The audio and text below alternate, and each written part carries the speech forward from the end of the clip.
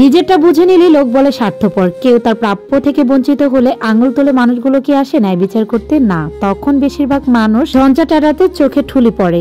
আসলে নিজের অধিকার নিজেকেই বুঝে নিতে হয়, না হলে কর্মক্ষেত্র হোক বা ব্যক্তিগত জীবন, টিকে থাকাটাই দায় হয়ে পড়ে। আসসালামু আলাইকুম, যে যেখান থেকে আমার ভিডিওটি দেখছেন সবাইকে ওয়েলকাম জানাচ্ছি। ছোট্ট একটি ব্লগ আপনাদের সাথে শেয়ার করছি। আশা করছি আজকের ভিডিওটি আপনাদের কাছে খুব বেশি ভালো লাগবে। এই তো সকালের নাস্তার জন্য আটাটা সেদ্ধ করে নিয়েছি। আজকে আর রুটি বানানো আর ভাজার কোনো ভিডিও আপনাদের সাথে শেয়ার করলাম না, প্রতিদিন শেয়ার করার এমন কিছুই নেই। তো যাই হোক, নাস্তা খাওয়ার পর এই তো চা খেয়ে নিয়েছি। সকালে যদি ঘুম না হয়, মনটা যদি খারাপ লাগে, তাহলে যদি এক কাপ চা হয়, তাহলে কিন্তু মন আর শরীর দুইটাই যেন কেমন যেন চাঙ্গা হয়ে যায়। তো যাই হোক, এই তো মা হচ্ছে দুপুরের জন্য রান্নাও করে নিচ্ছিল।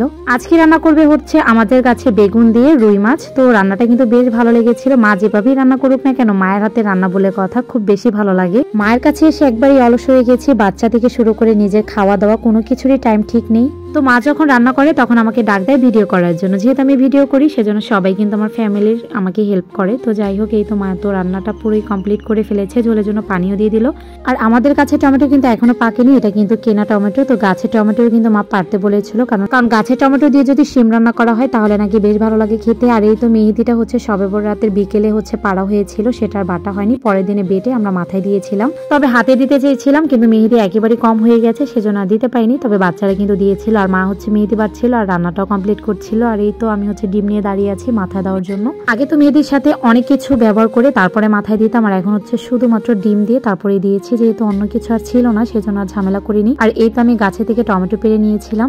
এই যে টমেটো গাছ, এটা হচ্ছে আমাদের ঘরের হচ্ছে উঠোনে হচ্ছে এক পাশে মা হচ্ছে এভাবে গাছ লাগিয়েছে। এমনিতে জায়গা তেমন একটা ছিল না, সে ঘরের চারপাশে আর যেখানে যেখানে একটু একটু জায়গা ছিল সেখানে মা হচ্ছে গাছ লাগিয়েছে। আলহামদুলিল্লাহ সবগুলোতেই কিন্তু সবজি মোটামুটি ভালোই হয়েছে। আর যেহেতু আমার মার ভাগ্নি হচ্ছে গ্রামে থাকে, ওদের সবজি কিনতেও হয় না, গাছে যেগুলো হয় সেগুলোই কিন্তু মাশাআল্লাহ ওরা খেতে পারে। আর ঢাকা থেকে আমি তেমন একটা কাপড় চোপড় আনিনি, সেজন্য একটা 3 পিস কিনে নিয়েছি বানিয়ে কোনো রকম পরার জন্য। তবে একটা 3 পিসও যদি আমার পছন্দ হতো তাহলে মনটাকে বোঝাতে পারতাম। তো যেমনটা পেয়েছি সেমনই কিনে নিয়েছি, জাস্ট এখানে একটু পরে কাটাতে পারলেই হলো। তো যাই হোক, এখন হচ্ছে মা এই তো মুরগির মাংস রান্না করে নেবে। আর এই যে কড়াইটা দেখছেন, এটা সবাই স্কিপ করবেন, এটা কিন্তু আমার মার খুব পছন্দের কড়াই। এই কড়াইটার অনেক বয়স হয়েছে, তবে এই কড়াইটার ভিতরে রান্না করে মা হচ্ছে সবকিছু বাটিতে বেড়ে নেয়, মানে এটাতে নাড়াচাড়া করতে নাকি তার কাছে খুব বেশি সুবিধা লাগে। তো যার জিনিস তার কাছে কিন্তু বেশ ভালো লাগে। আর যেহেতু লার্কির চুলা রান্না করে অনেক কালি ওঠে, তো এটাই কিন্তু সবচেয়ে বেস্ট। তো যাই হোক, মা হচ্ছে মুরগির মাংস রান্নার জন্য সবকিছু কষিয়ে নিয়েছে। বর্তমান যেমন হয়েছে, মুরগির মাংসটা কারোই পছন্দ না, শুধুমাত্র বাচ্চাদের জন্য রান্না করা হয়। আর আমাদের কাছে গরু মাংসটাই সবচেয়ে ভালো লাগে, আর মুরগিটা তেমন একটা খাওয়াই হয় না, শুধুমাত্র বাচ্চাদের জন্য মুরগিটা আনা হয়। আর এই যে ফুল গাছটা, এটা কিন্তু আমার ছোট বোন তার দুলাভাইয়ের সাথে যেয়ে তারপর বাজার থেকে কিনে এনেছিল, কিন্তু ফুলটা কেন যেন মরে যাচ্ছে জানি না। তবে মা বললো যেটা মরে গিয়ে হচ্ছে আবার সুন্দর মতো উঠবে,